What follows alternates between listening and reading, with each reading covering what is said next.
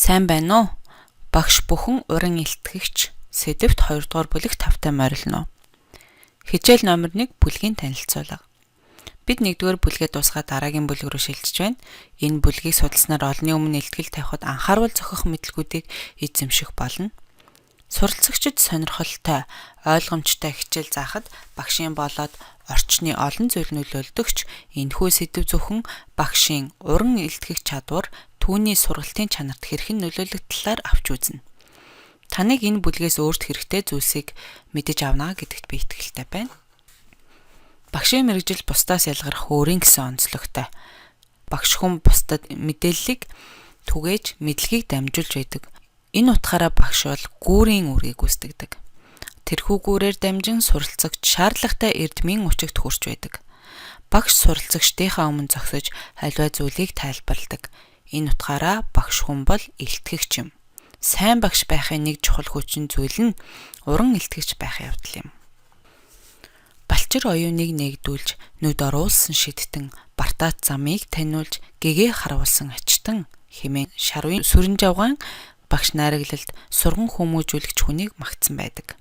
Багш хүн өөрийн үг, үйл хөдлөлөөрөө бусдын анхаарлыг татаж байдгаараа эгээл жүжигчний мэргэжилтэй энэ тэнцвхийц.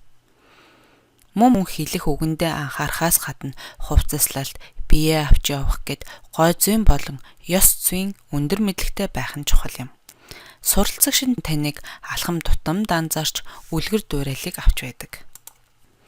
Сайн багш байхын тулд өндөр мэдлэгтэй байхаас гадна суралцагчаа хичээлдээ татан оролцуулж сонирхлыг нь өдөөх төвшөнд уран ярьдаг байх нь чухал. Багшийн хичээлээ зааж буй хэлбэр, ярианаас нь хамаарат ангийн ерөнхий уур амьсгал нэг болон утгартай эсвэл сонирхолтой байдал руу өөрчлөгдөж байдаг. Зарим багшийн хичээлдэр суралцагчид нь унтах, цонх ширтэх, хоорондоо ярьж хичээлийг анхаарахгүй байх зэрэг сөрөг үйлдэлүүд илэрдэг. Энэ нь тэдний сонирхлыг татгуйцаар ярьж, сонсогчоо удирдах чадахгүй байгаагийн шинж юм. Харин эсрэгээрээ зарим багшийн хичээлдэр суралцагчид нь шин зүйлийг сурч, хичээлийн сэдвэр хилцүүлэг өрнүүлж, анхааралтай чагнаж, тэдний нүдэн хүртэл гэрэлтэж байдаг. Энэ нь тухайн багш хичээлээ уран илтгэж, суралцагч түүнээс шин зүйлийг ойлгож авсандаа баяртай байгаагийн шинж. Багш хүн өөрийн гэсэн илтгэх чадварыг байнга хөгжүүлж байх шаардлагатай байдаг. Уран илтгэх чадвартай хүн нэг танхимд хэдэн мянгаар нь хүмүүсээс цуглуулж яриа хийдэг. Түүний ярихыг сонсох гэж хүмүүс мөнгө төлдөг. Түүний лекцээс хүмүүс дор бүрнээл шин санаа, эрч хүч, хүсэл тэмүүлэл авч гарч ирдэг. Өөрөөр хэлбэл үгийн хүч агуу юм. Илтгэл үнэмшилтэй, сонирхолтой яриаг өрнүүлэх нь сонсож байгаа хүндээ маш ихээр нөлөөлж, түүнийг дараагийн сайн зүйл рүү чиглүүлж байдаг. Иймээс багштай хичээлийнхаа цагийн туршид өөрийгөө уран илтгэгч хэмээн бат итгэж, сонсогч нар руугаа зоригтой харан баяр баясгалантайгаар хичээлээ заана. Чанартай, соёлтой яриаг сурагчтайгаа өрнүүлээрэй.